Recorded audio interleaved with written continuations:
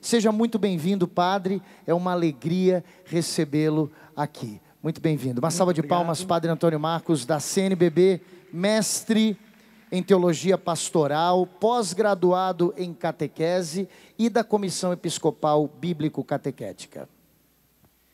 Muito obrigado, Diego, pela acolhida. Muito obrigado a todos os catequistas aqui presentes por esse momento de acolhida tão generosa. Que Deus ajude, por intercessão de Nossa Senhora, que continuemos caminhando neste encontro, aprofundando nossa fé, nosso conhecimento, nosso amor à missão e deixando Deus frutificar em nós por onde quer que estejamos. Conforme aparece aí na tela, nós vamos refletir nesse momento um pouquinho sobre catequese e família. Foi o tema que me foi solicitado. Mas antes de entrar diretamente no tema, já entrando de alguma forma, eu gostaria de convidar que cada um pegasse a sua Bíblia e abrisse no Evangelho de João, capítulo 4. João, capítulo 4. Nós não vamos ler o texto todo do encontro de Jesus com a samaritana, mas alguns versículos apenas para nos situar nesse momento tão especial da missão de Jesus, que anuncia o reino, e no seu caminho encontra-se à beira do poço com a mulher samaritana. Vale lembrar, enquanto encontramos o texto bíblico, que este é o texto que está refletido no primeiro capítulo do documento 107 e apontado para nós como sendo o ícone, o modelo inspirador para todos os encontros que dão início aos processos de iniciação à vida cristã, de formação do discípulo missionário de nosso Senhor Jesus Cristo. Quem teve a oportunidade hoje de manhã de participar do momento de oração, já se aproximou desse texto, com a ajuda da Loredana Vigini, que tem aplicado a técnica do bibliodrama na pastoral, na catequese. Portanto, então, aqui eu retomo ao menos dois aspectos da leitura feita pelo bibliodrama deste texto. Estamos no capítulo 4, versículo 7.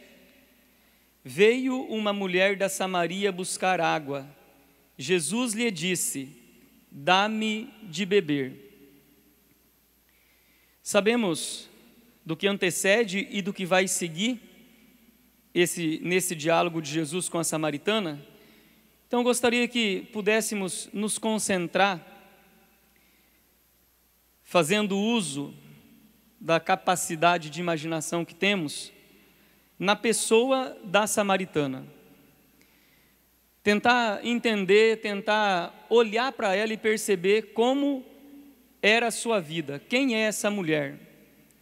O lugar onde ela mora, o horário que ela escolhe para sair de casa e ir buscar água, o porquê ela faz isso. As razões, entre outras, são porque se sentia cheia de pesos, de fardos, e, portanto, preferia uma vida escondida, onde ninguém a incomodasse. Portanto, ao meio-dia, a hora do sol a pino, seria um momento em que, com certeza, ela poderia cumprir, levar a cabo esse desejo dela de continuar escondida. Olhando para a samaritana, busquemos olhar para nós também. Quem somos? Como somos? Em outro momento de oração, de leitura orante, nos aprofundemos nesse exercício. Olhar, observar a samaritana que dentro de casa se movimenta para sair em direção ao poço, ela precisa de água para sua casa. Olhar também para a nossa vida e perceber as nossas necessidades, os nossos desejos, o que buscamos, a quem procuramos. E eis que a samaritana chega ao poço, e lá está um homem. O documento 107 mostra a gradualidade desse encontro.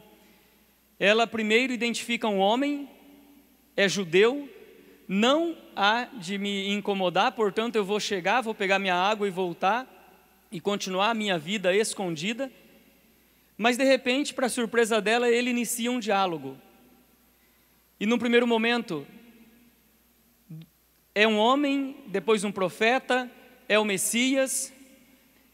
E neste momento do encontro e do diálogo, agora chamo a atenção para um outro ponto muito especial. Se o primeiro é olhar para a samaritana, olhar para a nossa vida e nos encontrar na nossa realidade, às vezes semelhante à dela, gostaria agora de ler o versículo 19. A mulher disse: Senhor, vejo que és um profeta. Os nossos pais adoraram sobre esta montanha, mas vós dizeis que em Jerusalém está o lugar em que se deve adorar. E Jesus lhe dá a resposta: Vós adorais o que não conheceis, nós adoramos o que conhecemos, pois a salvação vem dos judeus. Mas vem a hora, e já chegou, em que os verdadeiros adoradores adorarão ao Pai em espírito e em verdade. Um pouco antes, Jesus tinha dito à mulher que lhe daria uma água que faria com que nela jorrasse uma fonte para a vida eterna. Porque a água que eu darei se tornará nele uma fonte de água jorrando para a vida eterna. Então agora eu convido que cada um aqui, todos nós, pudéssemos nos concentrar, nos posicionar num lugar muito especial dessa cena, desse encontro. E esse lugar, por demais especial, é o olhar de Jesus para com a samaritana. A Loredana, quando aplicou a técnica do bibliodrama a esse texto, me fez descobrir essa pérola preciosa. O exercício de tentar olhar com os olhos de Jesus. Em outro momento, com um pouco mais de tempo, tentemos responder essa pergunta: como é o olhar de Jesus para com ela? Que olhar ele direciona aquela mulher? E com certeza nós vamos perceber que o olhar de Jesus para com a samaritana é um olhar que revela o desejo de ver o projeto de Deus realizado nela. Essa é a sede de Deus para com aquela mulher, ver o projeto de Deus realizado nela. Qual é o nosso olhar para com os catequizandos, os catequistas, os demais irmãos e irmãs da nossa comunidade, onde nós vivemos a nossa fé e queremos transmiti-la? Qual é o nosso olhar para com as famílias do nosso tempo, as nossas famílias, que muitas vezes passam também por momentos semelhantes à experiência da samaritana? E a pergunta aqui nesse momento é: o nosso olhar revela a nossa sede, o nosso desejo de que na vida das pessoas com quem convivemos, o projeto de Deus se realize? E aí então, diante desse texto bíblico, que está refletido no documento 107 da CNBB, quem está anotando alguma coisa para depois fazer memória daquilo que vivenciou aqui, anote o número 38 desse documento. Número 38, quem já me escutou falando por aí afora vai se recordar que eu já disse que para mim é um dos números mais belos, mais profundos desse documento. E nele está dito assim: como Jesus no poço de Sicar, também a igreja sente que deve sentar-se ao lado dos homens e mulheres deste tempo, para tornar presente o Senhor na sua vida, para que possam encontrá-lo, porque só o seu Espírito é a água que dá vida verdadeira. Nesse sentido, é que entendemos que um processo consistente de iniciação à vida cristã é indispensável ao tipo de missão que os novos interlocutores de hoje estão pedindo à nossa igreja. Entre os verbos, entre os 7 pontos que o Padre Joãozinho nos apresentou aqui anteriormente, um era o ir, aprender a conjugar o verbo ir. Em outro momento ele dizia arrimar o verbo ir. Nós temos ouvido insistentemente o apelo do Papa Francisco de que sejamos uma igreja em saída, em movimento missionário. E podemos ter certeza que para que seja bem fecundo esse movimento de saída, nós precisamos aprender de Jesus à beira do poço de Sicar, junto dessa samaritana, a nos sentar ao lado dos nossos irmãos e irmãs para ouvir, para escutar, para poder anunciar o Senhor, porque é só assim que nós vamos criar espaços, ambientes de convivência, ambientes que geram vínculo, e só a partir de então teremos os corações, os olhos, a vida aberta para anunciarmos o reino, o querigma, o amor salvador de Deus a todas as pessoas. Que seja esse o nosso olhar e essa a nossa forma de agir, porque é desse jeito que nós vamos despertar a sede no coração dos catequizandos, das famílias, da nossa comunidade. E por falar em despertar a sede, eu quero agora trazer uma outra pergunta. E a pergunta é: como despertar a sede? O texto da samaritana com Jesus aqui trabalha muito sobre essa questão tão especial na vida humana, a sede, a fome. Comento também por aí afora uma visita que um grupo de peregrinos fez à paróquia, que eu era pároco lá no Paraná, paróquia de Tomazina, Santuário Diocesano de Santo Inocêncio, paróquia Nossa Senhora Aparecida. Por 5 anos fui pároco, então vários romeiros visitavam aquela igreja. E numa ocasião, uma senhorinha, idosa, magrinha, ela terminou a visita dizendo assim para mim: padre, eu desejo que o senhor tenha muita fome e sono. Fome e sono. Foi a única pessoa que me desejou isso até hoje, né? Assim, ali, face a face. E até hoje, já faz mais de 10 anos, esse desejo dela para mim, eu tento encontrar uma resposta do porquê ela disse isso para mim.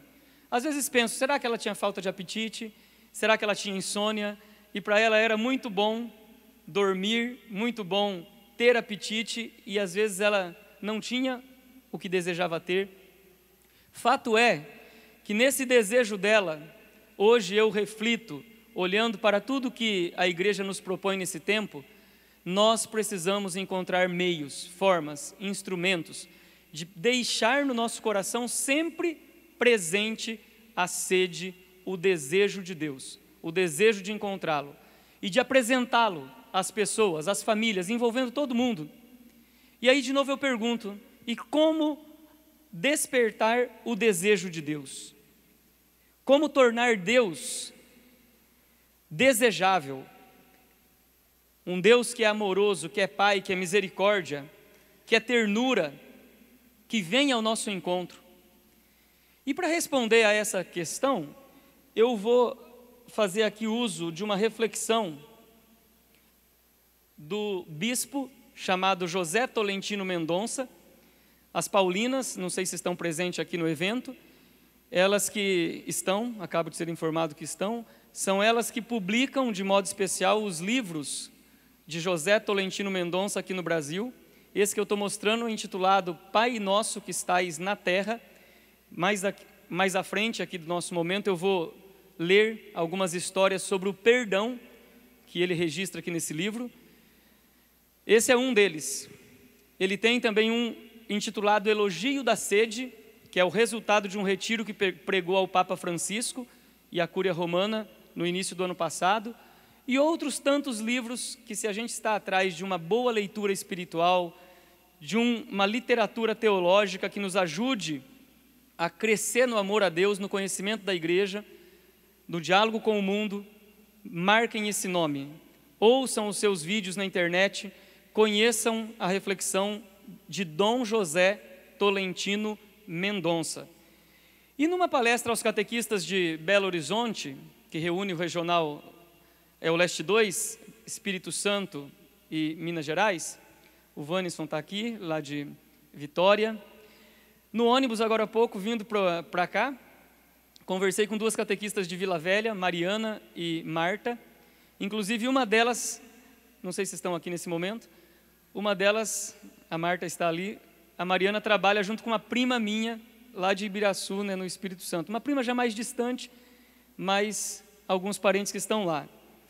E lá em Belo Horizonte, esse Dom José Tolentino, ainda padre na época, refletiu alguns pontos para nos auxiliar a dar uma resposta a essa problemática de como despertar a sede. E ele diz assim, que nós podemos aprender muito de pessoas que às vezes não estão diretamente ligadas à igreja, mas que se tornam por algum momento ou devido à sua profissão, o seu modo de viver a vida, a seriedade por como levam a sua vida, mestres para nós.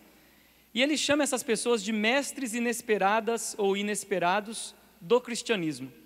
Vou citar aqui 3 pontos de conselhos dele, que vale a pena a gente anotar e depois pensar sobre isso. Primeira coisa que ele diz, que faz bem para nós e ajuda-nos a encontrar modos de despertar a sede ao nosso redor, a sede de Deus, é aprender da beleza do cotidiano. O nosso cotidiano, o nosso dia a dia. Como nós nos posicionamos no nosso bem viver ou no nosso encontrar-se com a vida a cada dia que amanhece.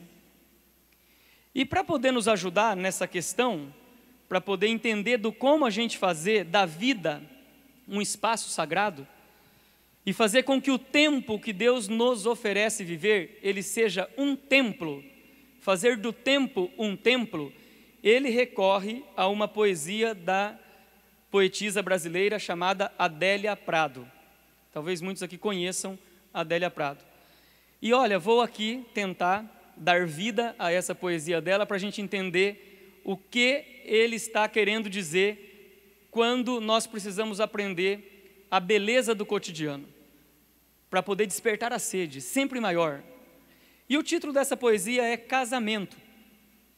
E Adélia Prado conta na poesia que é casada com um homem que pesca, gosta de pescar, e ela não necessariamente gosta de limpar peixes.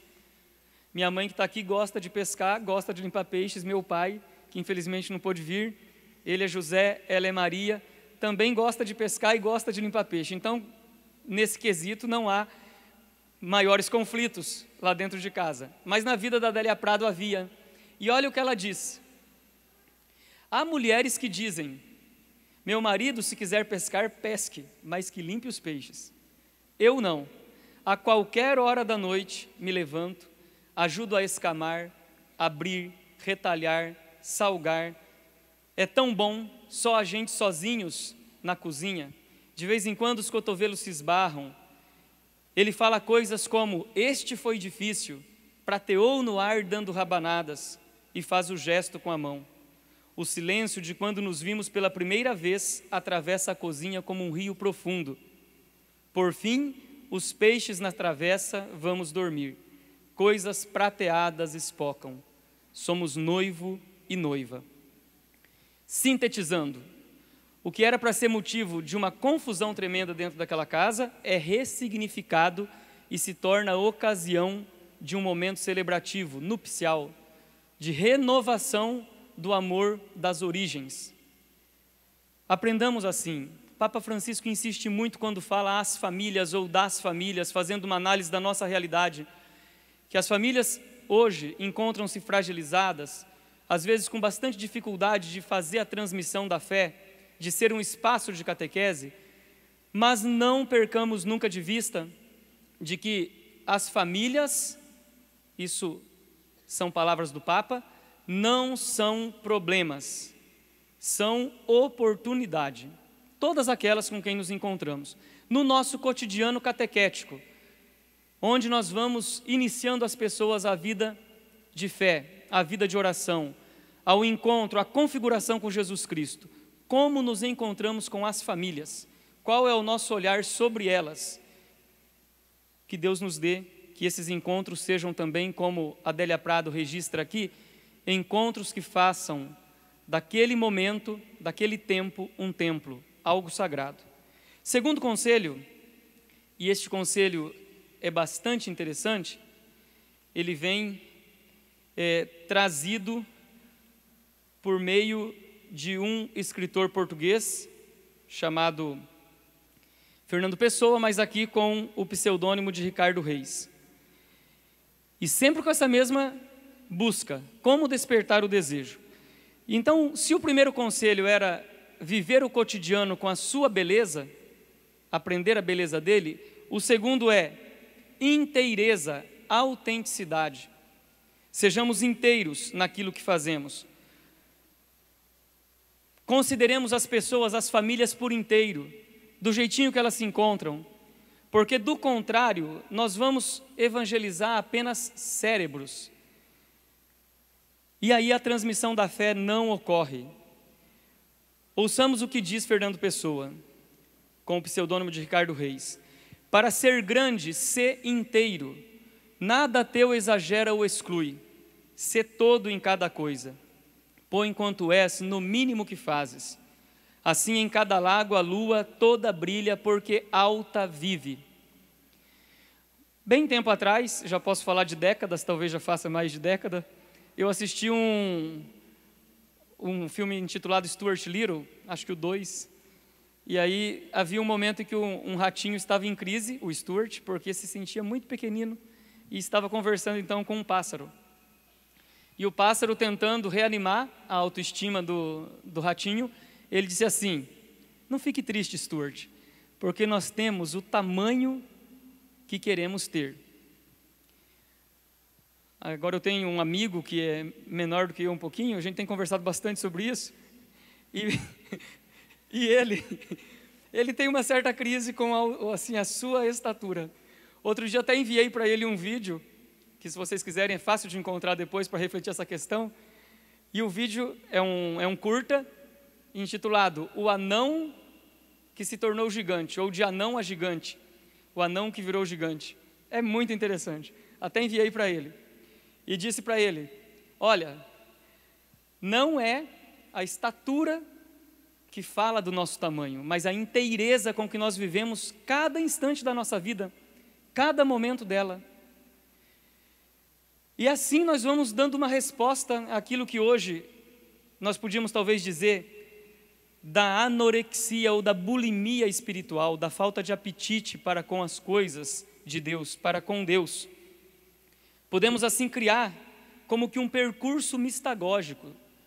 Podemos assim oferecer a possibilidade de que as pessoas vivam aquilo que agora eu vou dizer como terceiro conselho, que é a dinâmica do espanto.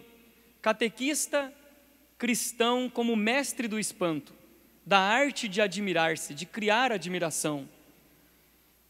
Como que nós nos colocamos diante da vida pensando nessas coisas? Também Fernando Pessoa, como Alberto Caeiro, escreveu um dia que a espantosa realidade das coisas é a minha descoberta de todos os dias. Cada coisa é o que é e é difícil explicar o quanto isso me alegra e o quanto isso me basta. Basta existir para ser completo. Nós agradecemos, louvamos, bendizemos a Deus todos os dias porque existimos, e porque existimos somos completos, e porque o outro existe, ele é também completo na sua maneira de ser, de existir, e está buscando plenitude, felicidade, realização em Deus, na vida de comunidade. Que Deus ajude que, como mestres na arte do espanto, nós possamos estabelecer caminhos mistagógicos, com a inteireza do nosso ser. E por fim, o último conselho que ele dá, agora então são 4 e não 3, né, como eu tinha colocado no começo, é a necessidade de a gente cultivar uma virtude que é importante para a vida cristã, para a vida humana, em todos os lugares onde nós nos colocamos, onde vivemos. E esta virtude é a virtude da humildade. Tudo o que fazemos, diz Fernando Pessoa, ele diz assim: tudo o que sonho ou passo, o que me falha ou finda, é como um terraço sobre outra coisa ainda, e esta coisa é que é linda. Ter humildade para reconhecer isso, ter humildade para reconhecer que o grande catequista é o Espírito Santo, olhar com esperança para a vida, entender que por mais que nós fazemos, tem um completar da obra que quem faz é o Espírito Santo de Deus, é Ele que toca nos corações e que faz verdadeiramente a semente frutificar. Mas não nos cansemos jamais de ser instrumento gerador de vida, que transmite a fé, que ajuda pelo seu jeito de ser, pelo seu modo de se colocar na presença do outro. Minha mãe está em Romaria aqui, por coincidência. Há 10 dias mais ou menos descobrimos que viríamos para cá na mesma data. Aí pedi para que ela viesse e presenciasse aqui esse momento. Conto histórias da nossa família por aí afora, nesses 3 anos e meio, indo para 4 que estou trabalhando lá na CNBB. Falei, agora quero contar com a presença dela aqui para poder escutar algumas coisas nesse sentido que eu tenho dito por aí. Casou-se aos 21 anos de idade, meu pai é 1 mês mais velho do que ela, tiveram 4 filhos, morávamos até os 14 anos de idade, 12, 14 anos, sempre na zona rural. Ela foi membro de comunidade num patrimôniozinho chamado Sapé. Do mesmo lugar desse Sapé também saiu uma pessoa que é bem conhecida no Brasil, chamada Sônia Mara, que cantou muito tempo junto com o Padre Zezinho. E Padre Zezinho um dia disse lá na nossa cidade que ela ficou 20 anos com ele, porque ele precisava da voz dela para ajudar a educar outras vozes. Sônia Mara, na comunidade, foi minha primeira catequista, mas dentro de casa, minha mãe e meu pai. Eu gosto de contar que quando começamos a aprender a ler, era na Bíblia, que na simplicidade, no jeito de catequizar deles, eles nos treinavam na leitura. Havia uma Bíblia grande lá dentro de casa, ilustrada, que era na presença deles que nós nos aproximávamos dela. Leia aqui para a mãe, para ver se você já sabe ler, né? Vamos fazer essa leitura juntos, vamos rezar juntos. Me ensinou, eu acho que eu não dei tanto trabalho para os catequistas, espero, mas com 3, 4 anos de idade, eu sabia dizer os mandamentos, os sacramentos, as orações, etc. Acho que sabia até a ladainha completa quase, salve rainha e assim por diante. Às vezes aparecia um parente, né? Vem aqui dizer para a avó, para a tia, a oração nova que você aprendeu, aquela coisa. Espontaneamente isso ia acontecendo, no dia a dia da família. Era por imitação, por mimese, que isso ia se dando. Até hoje, nós vamos fazer alguma coisa mais, assim, diferente no nosso dia a dia, a gente diz, mãe, reza por nós, acende uma vela aí. Todo mundo lá em casa confia muito na oração dela. Há uma busca de tentar imitar, tentar fazer parecido. Mas, às vezes vocês que estão aqui, quem está nos acompanhando pela internet, por outros canais, às vezes pode dizer, mas eu fiz tudo isso e desse mesmo jeito, e não vejo frutos. Meu filho não é catequista, meu filho saiu da igreja, meu filho não é padre. Aí, novamente, a gente volta a esse conselho do Padre Tolentino. Humildade, para reconhecer que quem completa a obra é o Espírito Santo de Deus. É Ele que completa. E mais uma vez eu digo, não nos cansemos de fazer aquilo que acreditamos ser a nossa parte nesse caminho. Portanto, queridos irmãos e irmãs, despertados assim para alguns pontos do como fazer com que a sede de Deus permaneça presente no coração nosso e das pessoas ao nosso redor, vamos dar uma olhadinha agora no que o Papa Francisco, de modo particular, nesse texto, Exortação Apostólica Amoris Laetitia, ele fala sobre a família e a catequese. Então nós vamos partir por aqui, aprofundar alguns pontos. Agora, o caminho que eu faço é inspirado no artigo de um padre chamado Antônio Ávila, e nós vamos ver que interessante a forma como ele propõe a caminhada conjunta, sinodal, entre catequese, iniciação e família. Talvez nós já refletimos sobre isso. Então, catequese e iniciação à vida cristã, como fazer? Então, catequese é sinônimo de iniciação à vida cristã, e nós já chegamos à conclusão que não, que catequese está a serviço da iniciação, que nós precisamos da comunidade toda. O documento 107 fala envolvida, envolver, esse verbo aparece bastante aqui, a comunidade toda envolvida nesse processo. E trabalhando esse conceito, esse pensamento, já por 2 vezes, uma lá em Juazeiro do Norte, no Ceará, outra aqui em São Paulo, alguém se levanta do meio da assembleia e diz assim, padre, quando eu falava envolver a comunidade, envolver a família, E a pessoa disse assim: padre, o senhor conhece, vocês conhecem omelete com bacon? Aí eu conhecia, todo mundo conhecia. Ele falou: pois então, para fazer omelete com bacon, a galinha se envolve. Ela bota o ovo e segue seu caminho. Mas o porco se compromete, ele dá a vida. Então essa pessoa, ela queria mostrar que o verbo envolver é fraco. Nós precisamos comprometermos-nos, comprometer o outro, e talvez o envolvimento é um início desse processo. Então uma vez me disse isso, outro dia eu falando de novo do envolver, levanta outra pessoa e conta a mesma história. Vocês conhecem omelete com bacon? E eu conhecia. Portanto, sabemos já muito bem que sozinhos, como catequistas, nós não formamos discípulos missionários. Nós precisamos da comunidade, da família. Então esse olhar do Papa Francisco, na Amoris Laetitia, na Evangelii Gaudium e no seu magistério sobre a família, vai nos ajudar agora aqui um pouquinho a fazer esse caminho. Então, nós podemos considerar que o Papa Francisco, no seu modo de se dirigir à igreja no mundo, no particular relacionado à família, ele mostra mais ou menos em 3 perspectivas o seu olhar. O primeiro deles é um olhar de preocupação, porque a família, assim como outras realidades do mundo contemporâneo, passa por momentos difíceis, fragilidades dos laços familiares, considerando que a família é a célula básica da sociedade, portanto o desafio ainda é maior.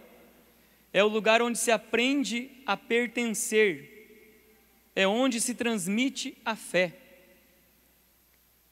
Ontem na viagem para cá, ao meu lado, estava uma mãe ainda jovem, não sei se tinha 30 anos, e junto dela uma filha de 3 anos de idade, mais ou menos. E a menina brincava, a menina apertava botão, de repente ela subiu no banco para apertar um botão em cima, se desequilibrou e caiu meio que pegando pelos cabelos da mãe para se apoiar e não ir ao chão. Essa mãe disse umas palavras para essa filha que eu me recuso a repetir, sabe? Mas me recuso assim terminantemente a dizer as palavras que essa mãe disse para essa menina. Aí fiquei pensando, meu Deus, essa menina de 3 anos de idade, se tiver ouvindo umas palavras dessas da própria mãe, o que não acontece no coraçãozinho, na vida dessa pessoa? Portanto, nós temos a constatação, não precisamos ir longe, de que os vínculos familiares, o pertencimento, assim, a manifestação do respeito, da ternura, tem de alguma forma se fragilizado. Graças a Deus encontramos outras realidades que guardam esse patrimônio humano, cristão. Então louvamos e bendizemos a Deus por isso, mas nos preocupamos com tantas realidades que não vivem essa tão especial vocação.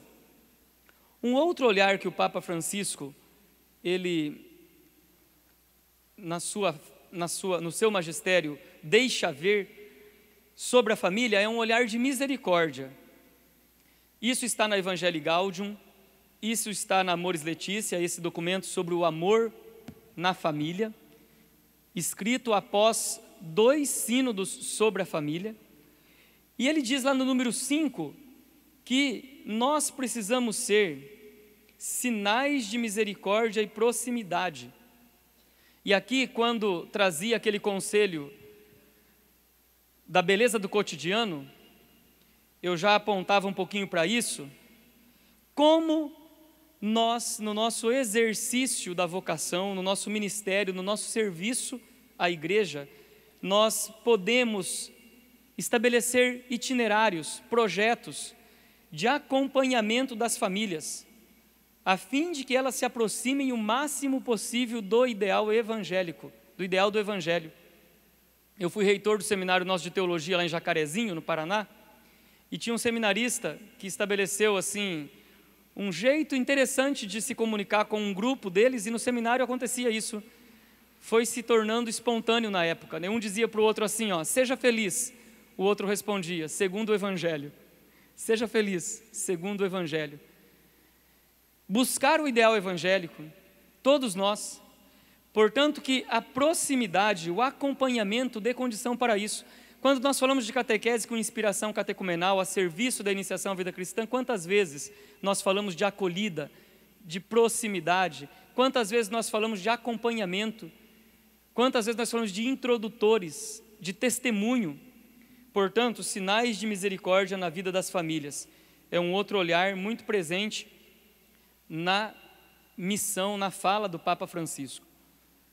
E por fim, um olhar de esperança, considerado aqui como sendo o principal olhar do Papa sobre a realidade da família. Um olhar esperançoso que lhe permite até dizer numa viagem, a viagem a Cuba e depois também em Amores Letícia, que as famílias, eu disse agora há pouco e repito, não são um problema, elas são principalmente uma oportunidade. Então, queridos irmãos e irmãs, queridos catequistas, com quem compartilhamos a alegria de viver a fé, de anunciar a fé, nós agora podemos dizer aqui, utilizando as reflexões do Papa Francisco, que queremos, juntos como catequistas no Brasil, contribuir para que na nossa comunidade, nas nossas realidades paroquiais, nós tenhamos famílias cada vez mais cristãs. E olhando para o conteúdo global da Amores Letícia, nós vamos perceber que para a família ser cristã, com características cristãs, ela precisa, principalmente, de viver o amor e a fertilidade. Esses são os princípios fundamentais, os valores fundamentais. Outra característica que o Papa Francisco também destaca, a família como espaço em que a fé é vivida e é a sede da catequese dos filhos. Vamos ver como isso pode se dar. A família como sede da catequese dos filhos. Talvez alguém aqui já pensou, mas aquela família, que eu já até identifiquei aqui no meu pensamento, daquele meu catequizando, jovem, adulto, criança, ela não tem condição nenhuma. Ele só é quem vem frequentar aqui os ambientes comunitários, mas lá dentro eles não têm clima de oração, não têm iniciação à vida de oração, não têm iniciação à vida de comunidade, não participam da vida da comunidade. Como contar com eles?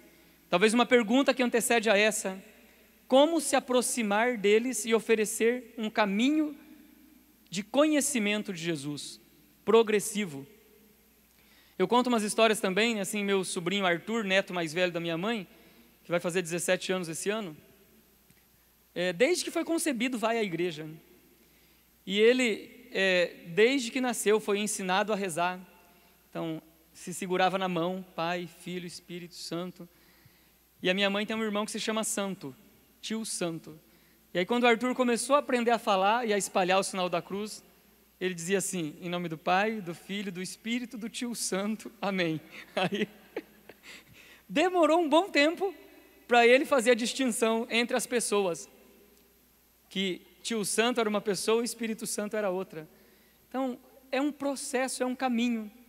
Outro dia, alguns anos atrás, escutei uma psicopedagoga lá de Jacarezinho, dizendo que encontra crianças em situação de abandono em Jacarezinho, que tem 40 mil habitantes, 5 paróquias, diversas comunidades, outras igrejas cristãs, crianças de 12, 13 anos de idade, que nunca entraram dentro de um templo, de uma igreja. E aí veja só, como fazer para que quando uma criança dessa, por presente de Deus, quando um jovem assim aparece na nossa vida de igreja, como que um acontecimento, como fazer para que ele progrida, caminhe com Cristo e com a comunidade? Como nós nos preocupamos com isso? Qual o nosso olhar para essa realidade? Para que a família, como diz aqui números 16 e 17 de Amores Letícia, se torne um espaço em que a fé é vivida e é sede da catequese dos filhos. Se não foi nesse caminho de família para a comunidade, como fazer para que de comunidade para a família seja, portanto, fortalecida, sustentada, apoiada para ser esse espaço de fé na vida dessa criança, ou desse jovem, ou desse adulto, ou daquele que nesse momento está fazendo a sua caminhada cristã. O 7º capítulo desse texto, Amores Letícia, quem porventura seja da pastoral familiar, talvez se aproximou um pouco mais do conteúdo dessa exortação apostólica, mas os catequistas também acredito que fizeram algumas leituras dirigidas dele. Vai se lembrar que o 7º capítulo fala sobretudo da educação das crianças. Mas a gente pode pensar de educação de cada membro da família também. E aqui eu destaco em vermelho nessa tela alguns verbos muito fortes. Os pais sempre afetam o desenvolvimento dos filhos. E dessas viagens também, outro dia encontrei em uma situação em que ao meu lado viajava uma senhora muito idosa, fraquinha, e de repente a pessoa que vinha oferecendo água, outras coisas, parou do lado dela, se abaixou, perguntou o que ela queria, abriu o pacotinho, ofereceu, mas com tanto jeito, com tanto carinho, com cuidado. Essa palavra é uma palavra que está em alta, saber cuidar, deixar escurdar, cuidar do outro, cuidado. Quando ele se levantou, eu dei um cutucãozinho, né, e disse assim: que coisa linda, parabéns pela forma como você atendeu essa senhora. Pensei comigo, se é minha mãe que está viajando assim para um lugar desconhecido, não tenho avó, mas se fosse minha avó, aquela tinha idade para ser minha avó. Como é bom pessoas de bem por aí afora dando esse respaldo, cuidado a essas pessoas. Esse jovem me disse assim, esse rapaz: mas é isso que eu acredito, é um princípio na minha vida. Eu não vivo de outra forma, ou pelo menos tento, disse ele. Eu falo para aquele outro ali, que vai ser pai daqui uns dias.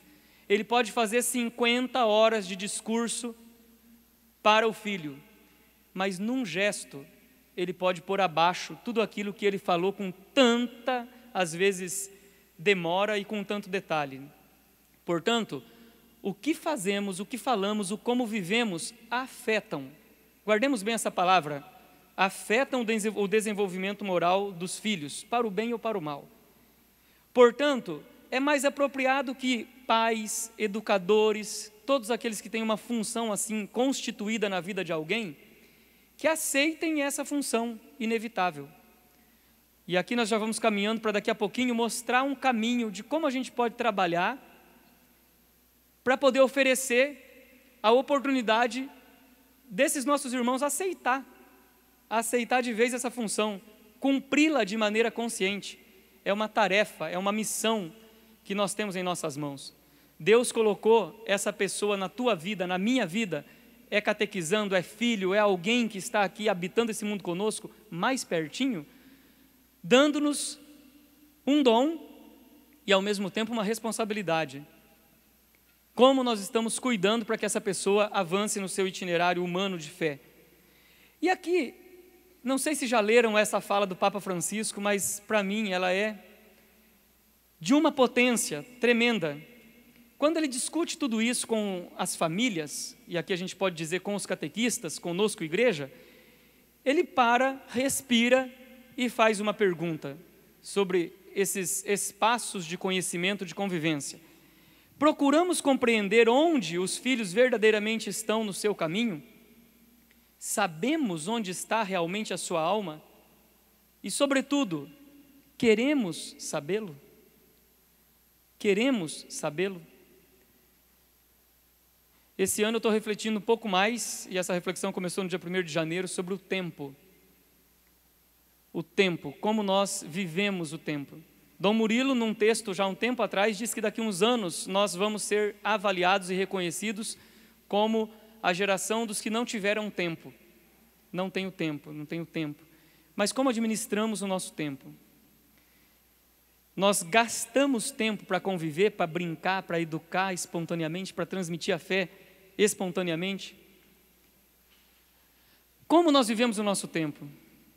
Um taxista outro dia me disse assim: foi a primeira vez que eu passei o Ano Novo e o Natal sozinho. Minha esposa e meus filhos foram embora. Eu falei, nossa, 20 e poucos anos depois. E eu disse para ele, o que aconteceu?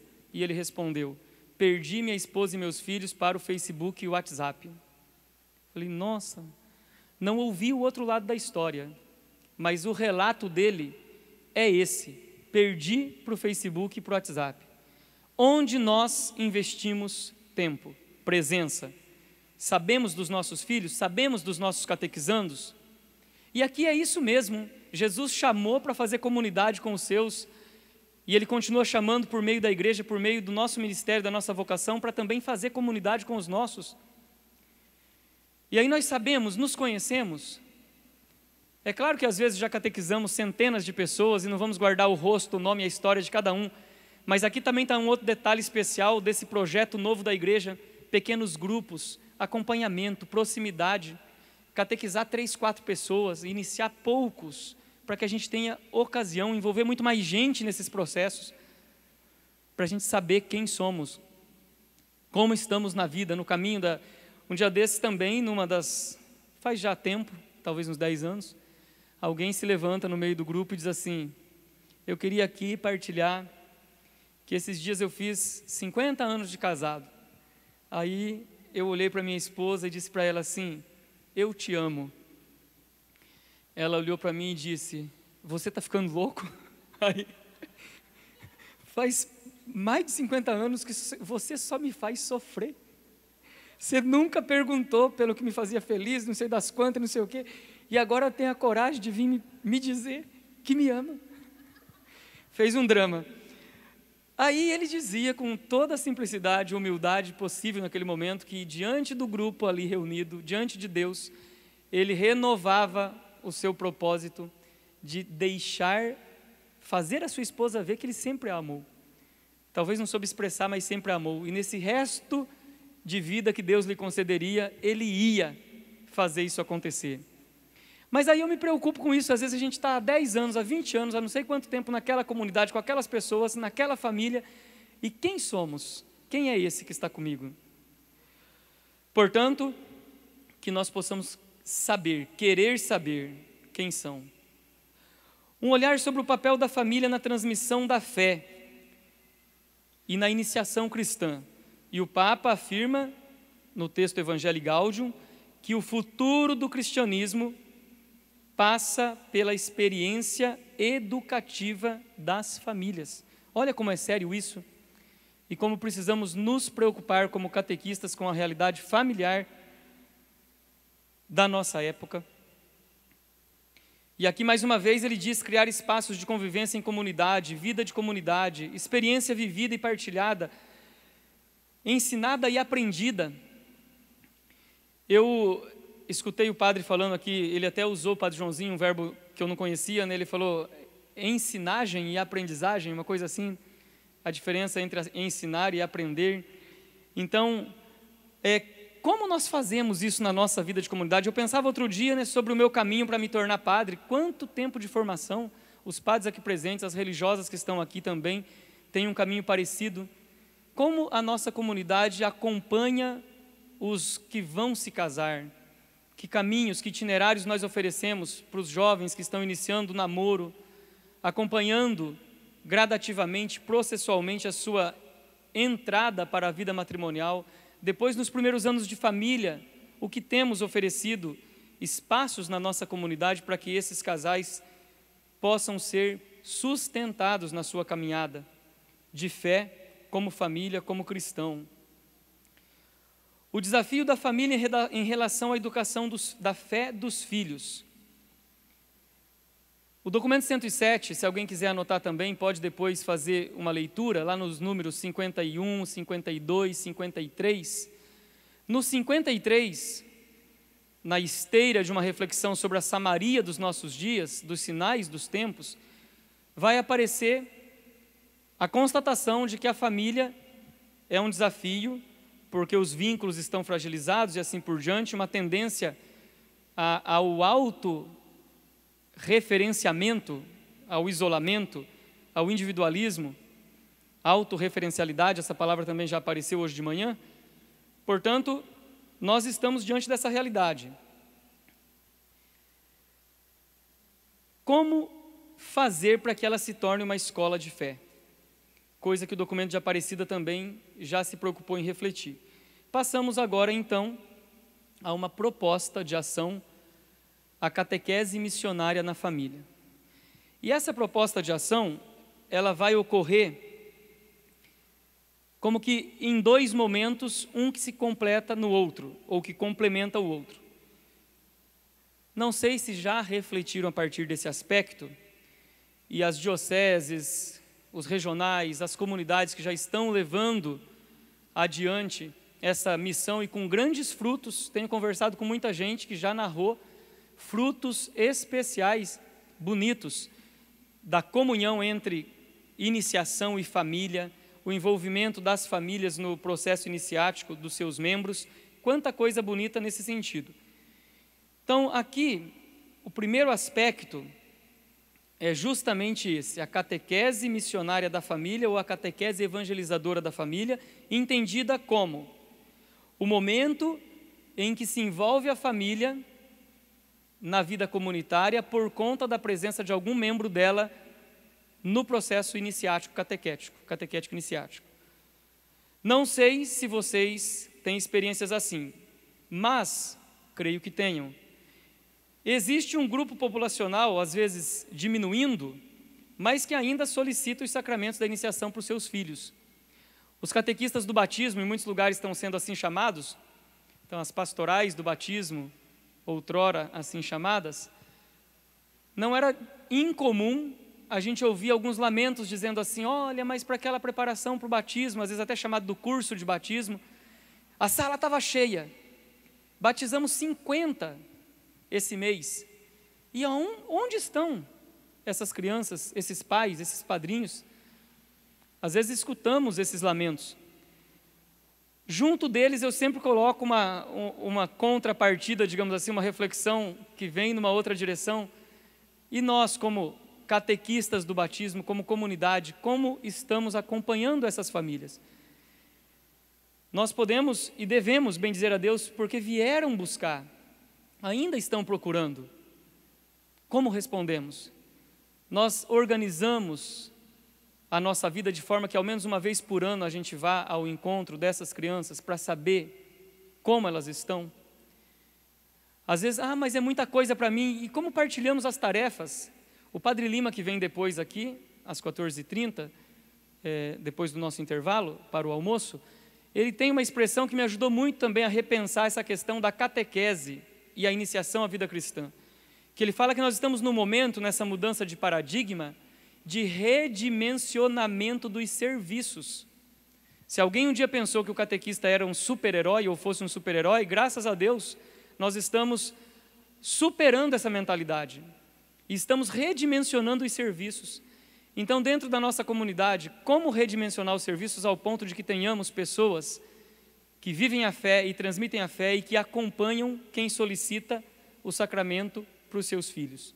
Lá na Diocese de Jacarezinho, agora tem um projeto que imaginemos que durante esse ano todo vão acontecer 4, 5 encontros de preparação para o batismo das crianças e elas vão sendo batizadas durante o ano, mas esse ciclo só vai se completar o ano que vem na festa da apresentação do Senhor no dia 2 de fevereiro.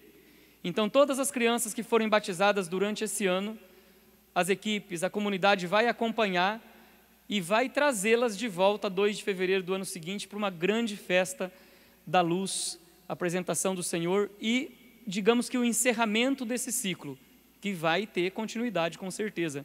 São iniciativas que vão fazendo com que a gente responda a esses desafios da nossa atualidade. Outro caso, em muitas situações, os sacramentos da iniciação tornam-se a despedida solene das crianças ou dos adolescentes. Outra coisa que também se constata e diante da qual nós queremos oferecer uma saída, justamente, documento 107, Diretório Nacional de Catequese e outros tantos textos, mas não só, tantas iniciativas para poder responder a isso. Portanto, nós temos, diante dessa questão das duas colocadas, às vezes maneiras de responder, aumentando os níveis de exigência, diante desses pedidos, ou considerando a catequese infantil como a última oportunidade para o contato com as famílias, ocasião privilegiada para uma proposta evangelizadora de toda a família. Mas aqui que vem a segunda parte que completa isso que se faz, eu acredito que corriqueiramente, mas que não é suficiente. Então, o segundo momento agora, a segunda parte, é perceber que nós precisamos de uma catequese familiar como parte do projeto cristão da família. Não sei se Maria Judite e José Olívio de Pisoli, meus pais, quando se casaram aos 21 anos de idade, eles tinham claro isso, que a catequese de nós 4, dos filhos, era parte integrante do projeto cristão de família. Não sei se tinham teoricamente, sistematicamente isso estabelecido no seu projeto de vida matrimonial.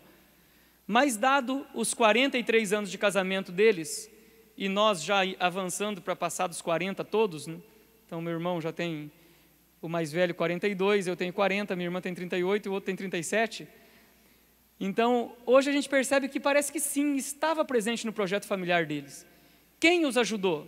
Com certeza a sua família, com certeza a sua comunidade, com certeza todo um entorno onde eles viviam foi semeando essa ideia na vida deles. Se hoje a gente não tem mais isso, se hoje o mundo contemporâneo oferece outras possibilidades, como pensar um modo de fazer com que os casais, as famílias, interpretem, tenham convicção de que educar na fé é parte da sua vocação específica.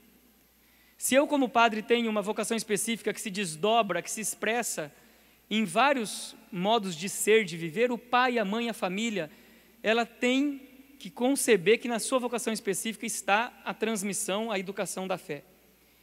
E para isso, olha como que o Papa Francisco e também Antônio Ávila, que nós estamos seguindo, ele traz assim algumas iluminações muito simples.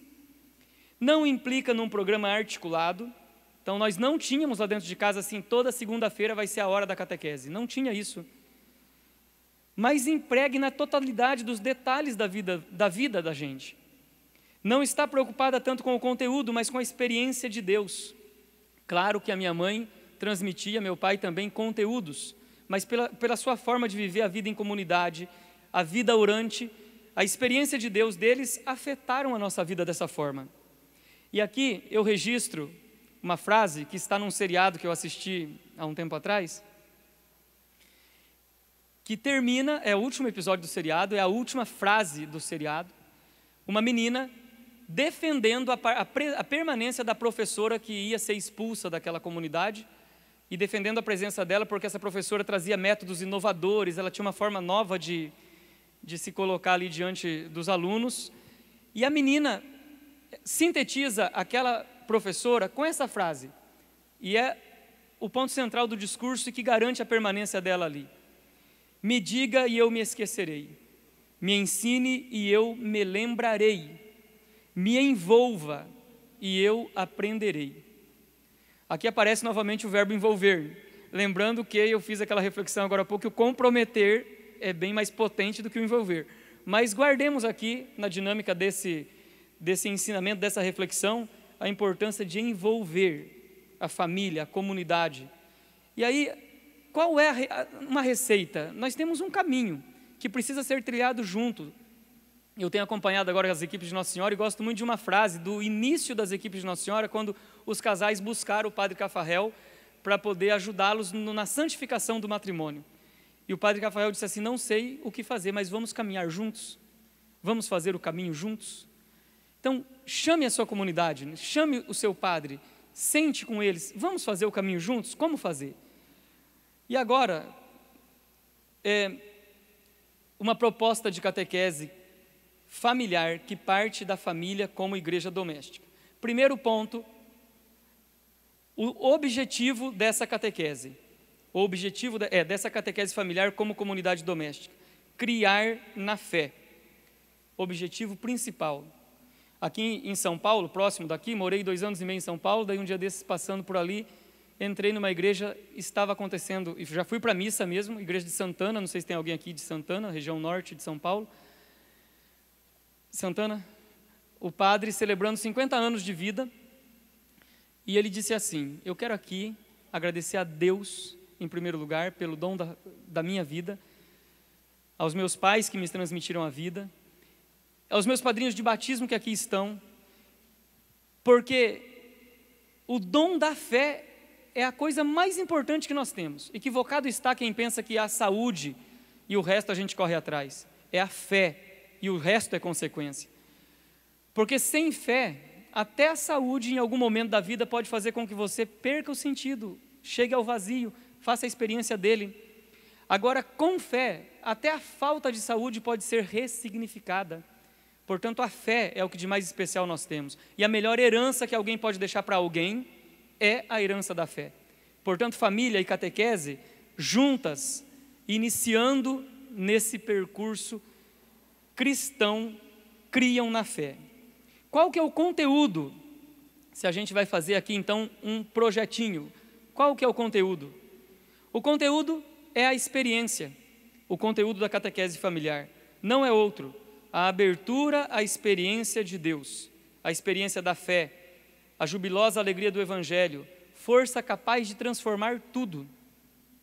E aí, novamente, se as casas das famílias, às vezes até das nossas, elas estão habitadas por outras coisas, às vezes estão habitadas por palavras que não são cristãs, por músicas que não são cristãs, por imagens que não são cristãs, estão habitadas por tanta coisa que nos distanciam do caminho de Deus.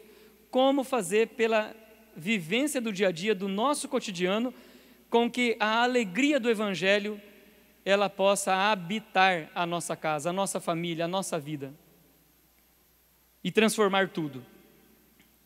Os meios, o amor e a exemplaridade. Acabei de dizer aqui a respeito da exemplaridade, contando a história daquele rapaz que disse que 50 horas de discurso pode ser colocada por terra em um gesto, ou com um gesto. Exemplaridade, amor. Estes são apoiados por muitos outros que vão tecendo a personalidade dos filhos, como educação da vontade, desenvolvimento de bons hábitos, inclinação afetiva em favor do bem, iniciação à oração e à vida de piedade, exercício da caridade e cuidado dos fracos. Uma outra coisa, minha mãe não sabe, acho que nunca contei talvez isso formalmente para ela, mas já contei isso em vários lugares, e seleciono entre um dos grandes valores que ela e meu pai transmitiram a nós, que é visitar sempre os nossos parentes. Minha mãe tem 13 irmãos, meu pai também, 13 para lá, 13 para cá, na verdade 10 já morreram do lado dela, mas temos muitos primos. Minhas férias foram agora há pouco tempo, em janeiro, nós fazemos uma visita na casa de todos os tios, e damos conta de visitar ainda alguns primos, porque tudo foi se ampliando. Então, visitar os mais velhos, os idosos, os doentes, e por outro lado, ser visitado. Meu pai passou por um câncer, tirou um melanoma de uma pinta que tinha na panturrilha, e ele anotou num caderninho lá, em torno de 400 visitas ele teve naquele período, e o quanto isso ajudou-o a se reerguer. Então, estar com os mais fracos, cuidar deles, visitar, visita humaniza. Qual o tempo que nós gastamos para estar com os nossos? Em Feira de Santana, na Bahia, não sei se alguém aqui é da Bahia, de Feira de Santana, temos, então, em Feira de Santana, na Bahia, nós fizemos a síntese do nosso último encontro em maio. Para mim, a síntese que eu trouxe de Feira de Santana foi essa: visitar humaniza. E aí, será que o bispo visita os padres? Será que os padres visitam ao menos seus coordenadores, liderança da comunidade? Nós, catequistas, visitamos nossos catequizandos. Os coordenadores de catequese, de outras pastorais, visitam aqueles que estão mais à frente ali da sua missão, junto com ele. Cuidar dos mais fracos, exercício da caridade, criar espaço. Qual que é o processo? Nós temos 7 itens, esse já é o 4º, estamos finalizando. O processo se dá no cotidiano, sem programação, mas tem um caráter progressivo. Às vezes, já refleti isso com muitos pais e mães por aí afora. E não é que a gente está como um observador, mas quantas vezes estamos diante de um pai e de uma mãe, ou dentro das nossas casas, e escutamos não, não, não para tudo, para as crianças pequenas ou para as maiores, sobretudo para as pequenas. Aí já aconteceu de eu chamar assim para uma conversa, um ou outro, e convidar a prestar atenção no quantos não ele disse para aquela criança. Não mexe, não rela, não toca, que vai cair, vai derrubar. Não, não, não, não, não. Quantos não você disse no dia para o seu filho, no tempo que está com ele, para o seu catequizando? Podemos estender essa reflexão. Quantas iniciativas tivemos? Vamos fazer o que hoje juntos? O que podemos fazer? Com caráter progressivo. O objetivo fundamental é esse, um processo progressivo na forma de alcançá-lo. Sabemos muito bem que não nos educamos de uma hora para outra. Os princípios que encorajam, volta novamente, né? O amor como princípio central, que se desdobra de modo particular na filiação e na fraternidade. Sobre filiação, gosto muito de pensar naqueles textos que Jesus fala do ser criança para entrar no reino dos céus. E aqui em São Paulo, na Vila Guilhermina Esperança, celebrando uma missa com umas 80 crianças no Dia das Mães, eu perguntei assim: crianças, se não fossem nossos pais, nossas mães, o que será que seria de nós? Aí uma criança respondeu assim: a gente ia morar na rua. Aí a outra respondeu: e um carro ia bater na gente. E a outra respondeu: e a gente ia morrer. Assim, na sequência, elas não tinham combinado nada, né? Um carro ia morar na rua, um carro ia bater na gente e a gente ia morrer. Foi a fala daquelas crianças de 5, 7 anos de idade. Aí a gente cresce e às vezes se esquece que precisa continuar tendo pai, mãe. Mesmo se os nossos pais e mães biológicos já partiram para junto de Deus, nós nunca deixamos de ser filhos, nunca deixamos de precisar de Deus, de sermos dependentes dEle, interdependentes entre nós, filhos. Nós dizemos juntos Pai Nosso.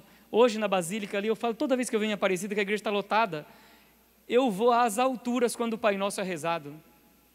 É impressionante, eu fecho os olhos e fico me concentrando naquele som que é dito por milhares de vozes que estão ali, rezando juntos o Pai Nosso.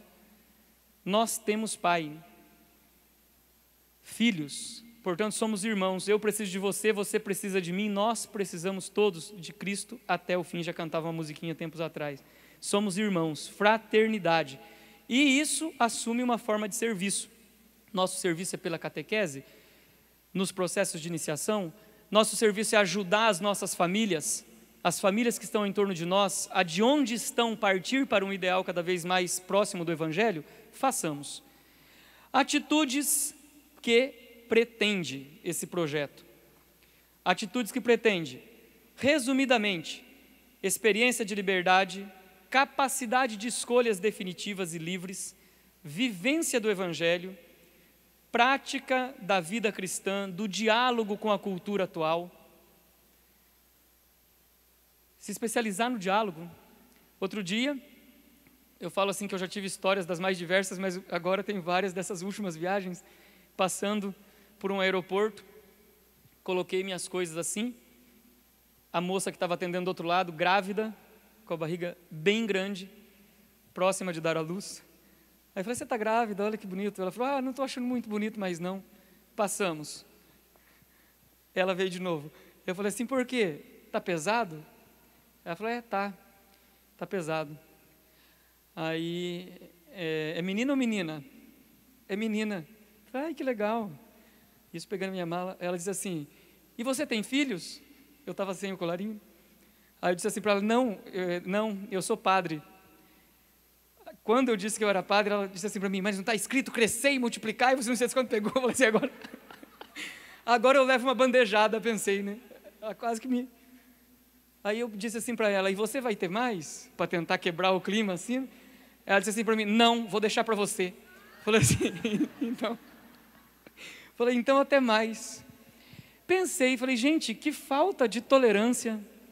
Ela correndo o risco, inclusive de às vezes sofrer uma reclamação, porque eu podia dizer que fui destratado por uma pessoa que estava me atendendo ali, não o fiz.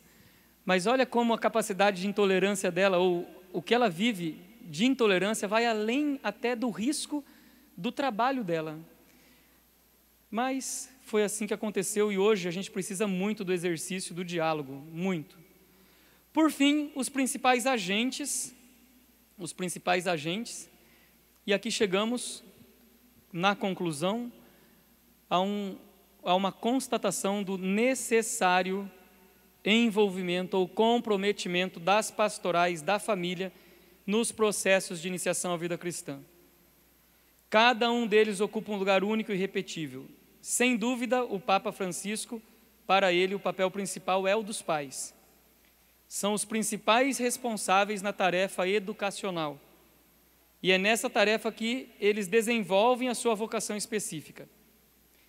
Isso requer uma preocupação com a vida das famílias e a sua tarefa educacional, formando agentes pastorais treinados para essa missão e fornecendo às famílias todos os tipos e meios de recursos apropriados ao caso. E aqui, mais uma vez, que nós não fiquemos lamentando, mas que aproveitemos cada situação como uma oportunidade, um desafio novo que aparece de a gente poder transmitir a fé. Essa tarefa de acompanhar a vida familiar, sem dúvida, deve ser complementada por uma segunda, que é a incorporação de todos os membros da família na vida da comunidade cristã eclesial. Portanto, queridos catequistas, queridos irmãos e irmãs, aqueles que nos acompanham pela internet ou por outros canais, envolver a família no tempo em que alguém está fazendo o seu processo de iniciação é importante. Mas, guardemos bem, não basta. O ideal que nós queremos buscar é fazer com que a família descubra que educar na fé, viver a fé cristã, é uma resposta, é parte integrante da sua vocação específica. Vocação específica. Como ajudamos as famílias a responder a esse chamado específico de viver e transmitir a fé?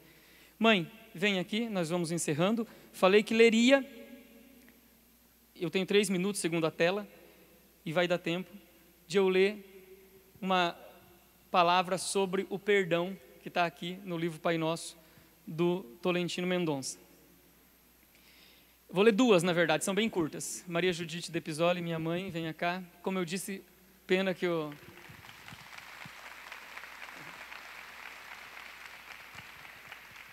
Falei para ela que ela até podia falar um pouquinho, mas acho que não sei se vai querer. Talvez no final ela diga um oi. Olha só.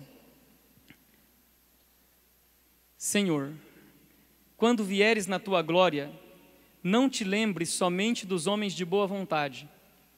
Lembra-te também dos homens de má vontade. E no dia do julgamento não te lembres apenas das crueldades e violências que eles praticaram.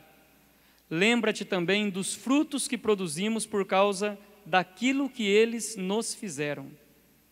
Lembra-te da paciência, da coragem, da confraternização, da humildade, da grandeza de alma e da fidelidade que os nossos carrascos acabaram por despertar em cada um de nós. Permite então, Senhor, que os frutos em nós despertados possam servir também para salvar estes homens. Essa é uma prece encontrada nos restos de uma pessoa que foi executada no campo de concentração, que tinha visto morrer gente da família, amigos, todo mundo, e ele estava também morrendo. E faz uma prece pedindo pelos carrascos, que o Senhor fosse misericordioso também para com eles. Já pensou a que nível pode chegar a capacidade de perdão pela graça de Deus na vida da gente? E um outro também dos campos de concentração, ele diz assim, que saiu de lá perguntando como foi possível tamanho horror. O tempo todo ele perguntava isso, como foi possível um tamanho horror? E a sua vida era isso, um inferno. Dormia e acordava e a alma dele não se libertava disso até que alguém lhe disse, meu filho, enquanto tu não perdoares, você também continuará prisioneiro nesse campo de concentração. O perdão é quem liberta e redimensiona toda a nossa vida. Que Deus nos ajude, que possamos como cristãos, como catequistas, como filhos e filhas de Deus, membros de uma família e de uma família maior, a família cristã, nós vivamos a nossa fé com alegria e a transmitamos com coragem. Muitos samaritanos daquela cidade acreditaram na mulher, acreditaram em Jesus por causa da palavra da mulher que testemunhava. Ele me disse tudo o que eu fiz. Já não é por causa daquilo que contaste que cremos, pois nós mesmos ouvimos e sabemos que este é verdadeiramente o Salvador do mundo. Que Deus nos ajude e que tenhamos uma vida catequética cada vez mais cheia de frutos. Muito obrigado.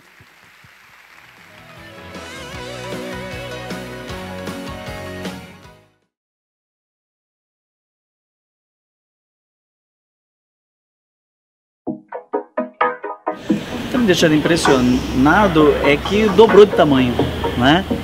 E eu acredito, já disse isso no primeiro, que esse será o ponto de encontro anual dos catequistas do Brasil. Estar aqui hoje em Aparecida para nós é um momento muito especial, porque é o coração do Brasil, a mãe e principalmente esse entusiasmo com a catequese. E acredito que esse encontro ele é ótimo porque nós conseguimos atingir um público que geralmente a gente não tem acesso.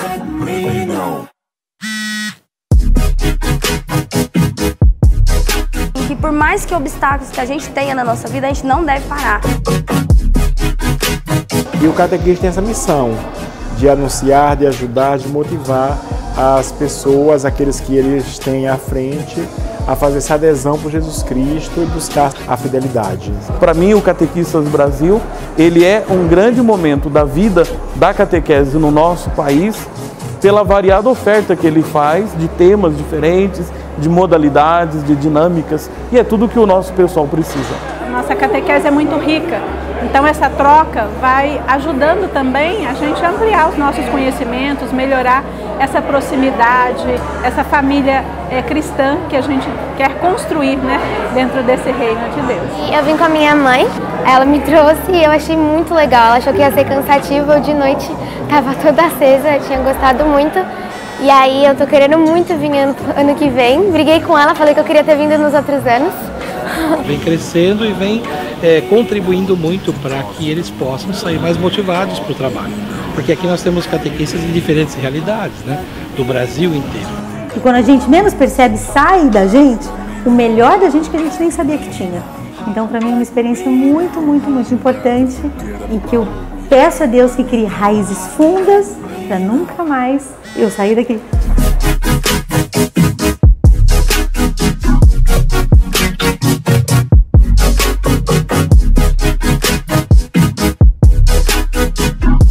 Todos somos catequistas, de modos diferentes, formas diferentes, mas eu acho que a base que foi aparecendo aqui no evento tem um fio condutor.